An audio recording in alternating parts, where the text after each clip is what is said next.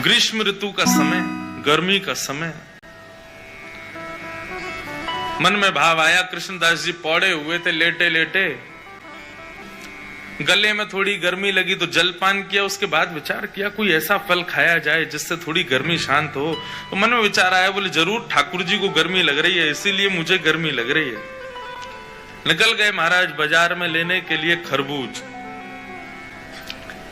जैसे ही पहुंचे तो महीने का पहला फल आया था।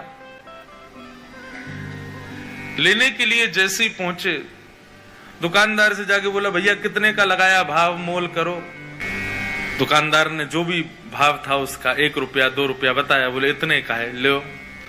यहाँ कृष्णदास जी खरीदने लगे, इतने में ही राजा के सैनिक आ गए। सैनिकों ने आकर कहा, बोले नहीं, महीने का पहला फल है, पहले राजा की सेवा में जाएगा, बाद में किसी मंदिर मठ में जाएगा। कृष्णदास जी बोले यहाँ तो हमारे लाल जी की नाक कट जाएगी अगर ये फल राजा के यहाँ गया तो। महीने का पहला फल है, ठाकुर जी की सेवा में जाना चाहिए। अब इनको प्रवचन क्या सुनाऊं मैं? ये राजा के यहाँ रहने वाले लोग, इनमें बुद्धि विवेक तो होता नहीं है, केवल तनख्वाह के लिए राजा की जय जयकार करते हैं। हमारे यहाँ तनख्वाह थोड़ी देते हैं ठाकुर जी, हम तो फिर भी जय जयकार करते हैं। ये राजा के लोग, इसको क्या समझाऊं मैं? कृष्णदास जी उनको समझाते तो बात बिगड़ जाती। कृष्णदास जी ने बोला भैया देखो, पहले हम आए तो हमको देना चाहिए। दुकानदार बोला पहले आप आए हो, लेकिन अगर इनको नहीं दिया तो ये दंड दे सकते हैं मुझे, राजा के लोग हैं, मैं तो इन्हीं को दूंगा। कृष्णदास जी बोले अगर हम तुमको दुगना रुपया दें तो, 1-2 रुपए की चीज की अगर हम 5 रुपए दें तो भी नहीं दोगे? तो उसका मन थोड़ा लोभ में आ गया। उसने कहा भैया देखो, आप भले ही राजा के यहाँ से, लेकिन राजा सबका भला चाहता है ना। अगर इनकी वजह से मेरे घर की रोटी बढ़िया आ जाए तो फिर मैं इन्हीं को दे देता हूँ, ये 4 रुपया दे रहे हैं। राजा के सैनिकों ने कहा हम पे कोई कमी है क्या? हम 10 रुपया देंगे, लाओ अब हमको दो। 10 रुपया बोला तो कृष्णदास जी बोले हम 15 रुपया देंगे। अच्छा एक और बात बताऊं, जेब में लाए 2 ही रुपया थे कृष्णदास जी, 2 ही रुपया थे, लेकिन बातें देखो। सैनिक बोले भाई राजा की नाक कटेगी, सुनो 20 रुपया देंगे, फल हमको दो। कृष्णदास जी बोले 25 देंगे, बिना विचार किए हमको दो। करते करते करते महाराज मोल पहुंच गया 90 रुपए पे। कृष्णदास जी सीधे बोले हम 100 रुपया देंगे, अब तो हमको देना ही पड़ेगा।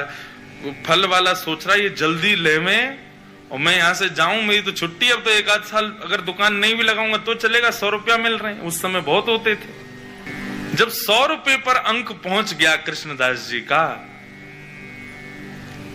सैनिकों ने बोला कि भाई देखो हम भले ही मोल भाव तो लगा रहे हैं, अपने राजा की नाक बचाने के लिए रुपया बढ़ाते तो चले गए, लेकिन अगर राजा ने पूछा कि फल कितने का आया और हमने कहा 100 रुपए का, तो राजा तलवार निकाल के सर धर से अलग कर देगा। बोले राज संपत्ति को तुम कुछ सोच ही नहीं रहे हो कि 100 रुपए का फल लाए हो। अंत में राजा के सैनिकों ने हाथ खड़े किए, बोले इन्हीं को दे दो, हमको नहीं चाहिए। दुकानदार बोला लाओ 100 रुपया। कृष्णदास जी बोले देख भाई, तू मोल निकाल के, तू ये फल निकाल के रख दे, बस हम लेके आ रहे हैं, चाहे कैसे भी लाइन लेके आएंगे, लेकिन इसको रख दे। तुरंत गए, ना जाने क्या क्या वस्तुएं सब लगा करके बेच करके 100 रुपए का फल लेकर के गए। तो कृष्णदास जी दोपहर में फल ले आए, रसोई घर में लाके फल रख दिया।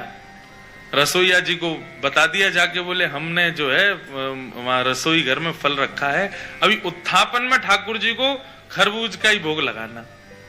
कृष्णदास जी बड़े प्रसन्न थे कि भैया महीने का पहला फल ठाकुर जी की सेवा में आएगा, ठाकुर जी पाएंगे, आनंदित हो जाएंगे। रसोईया स्नान ध्यान करके जैसे ही रसोई घर में गए, पूरी रसोई खोज ली, लेकिन महाराज फल नहीं मिला, कोई ले गया उसको वहां से। बाहर आके कृष्णदास जी से कहा, बोले कि कृष्णदास जी अंदर तो फल है ही नहीं। बोले अरे मैंने वहीं रखा है। बोले मैंने देख लिया, कहीं भी नहीं है, सब जगह खोज लिया महाराज, फल तो कहीं चला गया, उसको कोई और ले गया। कृष्णदास जी बड़े व्याकुल हो गए। बोले एक तो मैं अपने लाला की नाक बचावे के काजे राजा के सिपाहियन से लड़ झगड़ के लायो, 2 रुपया के फल को 100 रुपया को लेके आयो, कितनी वस्तु बेच के आ गए हो, इस बात का दुख नहीं कि इतना महंगा लाया, इस बात का दुख नहीं कि इतना लड़के लाया, इस बात का दुख कि ठाकुर जी उसको पा ना पाए, कोई और ले गया। बड़े दुखित बैठे थे मंदिर के अंदर। उत्थापन का समय, अन्य फलों का भोग ठाकुर जी को लगा दिया,